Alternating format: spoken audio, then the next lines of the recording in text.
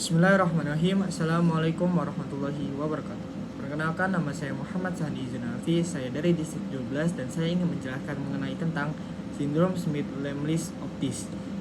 Saya akan menjelaskan mengenai pengertiannya, kasus di Indonesia, pencegahan, dan bagaimana cara perawatannya. Sebelumnya, sindrom Smith-Lemlis Optis atau yang kita dapat singkat adalah SLO adalah gangguan genetik langka yang mempengaruhi metabolisme kolesterol di tubuh. Penyakit ini disebabkan oleh mutasi pada gen DHCR7 yang berperan penting dalam sintesis kolesterol. Kekurangan kolesterol ini mengganggu berbagai fungsi tubuh dan menyebabkan berbagai masalah kesehatan. SLO sendiri adalah kondisi genetik autosomal resesif.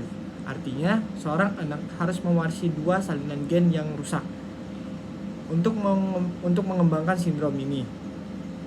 Kolesterol penting untuk pembentukan membran sel, hormon, dan vitamin D. Kekurangan kolesterol yang terjadi pada SLO dapat mempengaruhi pertumbuhan, perkembangan, dan fungsi organ.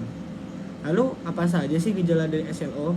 Gejala SLO bervariasi, tetapi sering termasuk keterbelakangan mental, gangguan perkembangan motorik, dan kelainan fisik seperti jari tangan dan kaki yang pendek. Gangguan ini juga disebabkan masalah dengan pertumbuhan fisik, gangguan pencernaan, dan masalah jantung.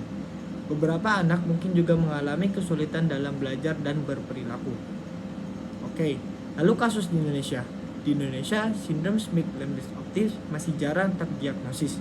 Data mengenai prevalensi spesifik di Indonesia tidak banyak tersedia, tetapi kasus-kasus ini seringkali tidak terdeteksi atau terdiagnosis terlambat.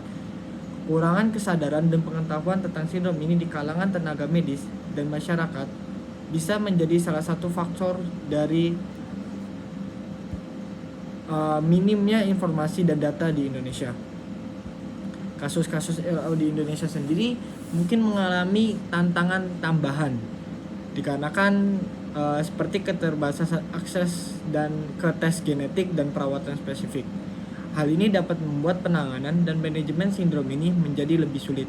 Oleh karena itu, meningkatkan kesadaran dan akses ke diagnosis dan perawatan yang tepat sangat penting untuk membantu pasien di Indonesia.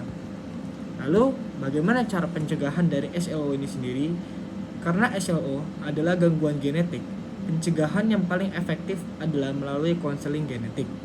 Konseling ini dapat membantu pasangan yang berencana memiliki anak untuk memahami resiko mereka jika ada riwayat keluarga dengan sindrom ini.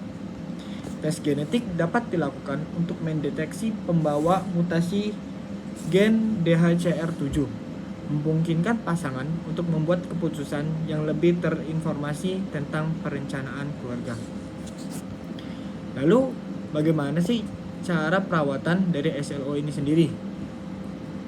Perawatan untuk sindrom Smith-Lemlis Optis biasanya fokus pada mengelola gejala dan meningkatkan kualitas hidup. Terapi utama adalah dengan melakukan suplementasi kolesterol yang bertujuan untuk mengatasi kekurangan kolesterol dan mengurangi beberapa gejala genetik. Selain itu, terapi fisik dan okupasi sering diperlukan untuk membantu anak-anak dengan gangguan motorik dan keterampilan belajar.